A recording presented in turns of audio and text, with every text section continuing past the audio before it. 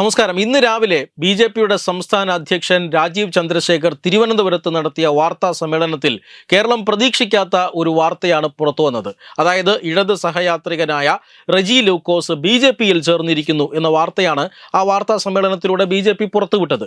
അതായത് അദ്ദേഹം ബി.ജെ.പിയിൽ ചേർന്നത് സംസ്ഥാന അധ്യക്ഷൻ ഷാൾ അണിയിച്ചുകൊണ്ടാണ് റെജി ലൂക്കോസിനെ സ്വാഗതം ചെയ്തത്. റെജി ലൂക്കോസിനെ മലയാളികൾക്ക് പരിചയമുള്ള വ്യക്തിത്വമാണ്. ഇടത് സഹയാത്രികൻ എന്ന നിലയിൽ നമുക്ക് ഏവർക്കും പരിചയമുള്ള വ്യക്തിത്വമാണ്. ഇടത് സഹയാത്രികൻ എന്ന് പറഞ്ഞാൽ വെറുതെ ഒരു സഹയാത്രികൻ അല്ല. കാരണം പാർട്ടി പ്രതിരോധത്തിലാകുന്ന നിമിഷങ്ങളിൽ, പാർട്ടിക്ക് ഉത്തരം പറയാൻ കഴിയാത്ത സാഹചര്യങ്ങളിൽ, വല്ലാത്ത രാഷ്ട്രീയ പ്രതിസന്ധികൾ പാർട്ടിയെ പിടികൂടുമ്പോൾ, അത് കഴിഞ്ഞ 10 വർഷമായി നിരവധി തവണ ഈ പ്രശ്നത്തിനെ അഭിമുഖീകരിക്കേണ്ടി വന്നിട്ടുണ്ട് CPIM-ന്. സ്വർണ്ണക്കൊള്ളയായാലും അതുപോലെ തന്നെ സ്വർണ്ണ കള്ളക്കടത്തായാലും മുഖ്യമന്ത്രിയുടെ മകൾക്ക് നേരെയുള്ള ആരോപണമായാലും ഇതിനെല്ലാം നിരവധി തവണ ഒരു കാരണവശാലും ഉത്തരം പറയാൻ കഴിയാതെ ബുദ്ധിമുട്ടിയിരുന്ന ഒരു സാഹചര്യം CPIM-നും CPIM-ന്റെ നേതാക്കന്മാർക്കും എല്ലാം ഉണ്ടായിരുന്നു.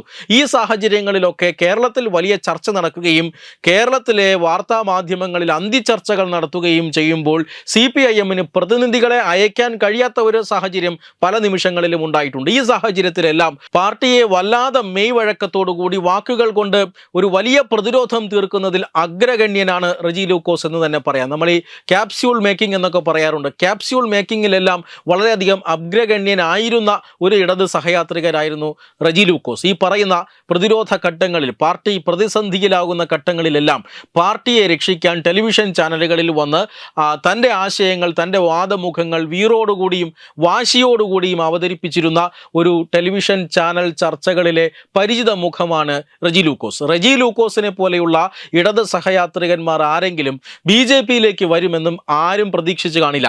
അങ്ങനെ ഒരു മുഖമാണ് ഇന്ന് BJP-യുടെ ഓഫീസിലെത്തി BJP-യുടെ സംസ്ഥാന അധ്യക്ഷനോടൊപ്പം വാർത്താ സമ്മേളനം നടത്തി താൻ BJP-യിലേക്ക് വരുന്നു എന്ന് പറഞ്ഞത്. BJP-യിലേക്ക് വന്നതിന് ശേഷം അദ്ദേഹം വാർത്താ മാധ്യമങ്ങളോട് പറഞ്ഞ ഒരു കാര്യമുണ്ട്. അതായത് കുറേ നാളുകളായി ഒരു മാറ്റം വേണമെന്ന് ആഗ്രഹിക്കുന്നു. കാരണം ഇങ്ങനെ നിരവധി തവണ ന്യായീകരിച്ച് മനം മടുത്തിരിക്കുന്നു അദ്ദേഹത്തിന്. അതുകൊണ്ട് തന്നെ മനുഷ്യനെ തെറ്റിദ്ധരിപ്പിക്കുന്ന രാഷ്ട്രീയ പ്രചരണങ്ങൾ അവസാനിപ്പിക്കണം എന്ന് പറഞ്ഞാൽ താൻ ഇത്രയും കാലം പാർട്ടിക്ക് വേണ്ടി മനുഷ്യനെ തെറ്റിദ്ധരിപ്പിക്കുന്ന ഇത്തരത്തിലുള്ള വാദമുഖങ്ങളാണ് നടത്തിയിരുന്നത്. അത് അവസാനിപ്പിക്കണം.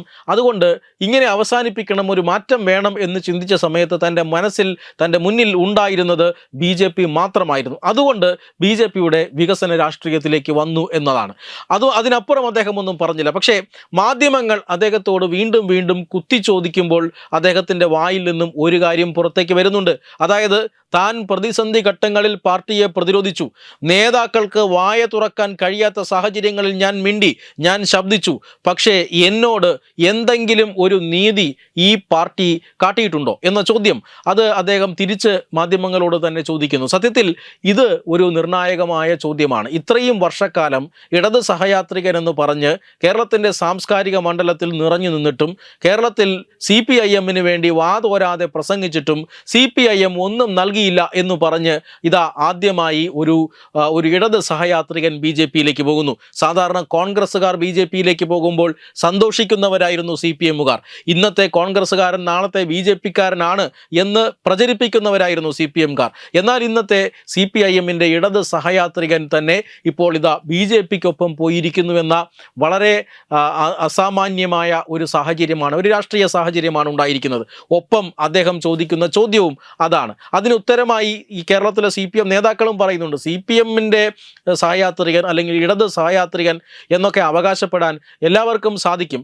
പക്ഷേ അദ്ദേഹം പാർട്ടിയുടെ ആരുമല്ലായിരുന്നു, പാർട്ടിയിൽ ഒന്നുമല്ലായിരുന്നു എന്ന് CPM-ഉം സമ്മതിക്കുന്നുണ്ട്. എന്ന് പറഞ്ഞാൽ റെജി ലൂക്കോസിനെ പോലെ വർഷങ്ങളായി CPIM-ന് വേണ്ടി ക്യാപ്സ്യൂൾ ഉണ്ടാക്കുന്ന, ന്യായീകരണം നടത്തുന്ന, ചാനൽ ചർച്ചകളിലടക്കം ഇത്തരത്തിൽ പാർട്ടിക്ക് വേണ്ടി തൻ്റെ ശബ്ദവും തൻ്റെ സമയവും വിനിയോഗിക്കുന്ന നിരവധി ആളുകളുണ്ട്.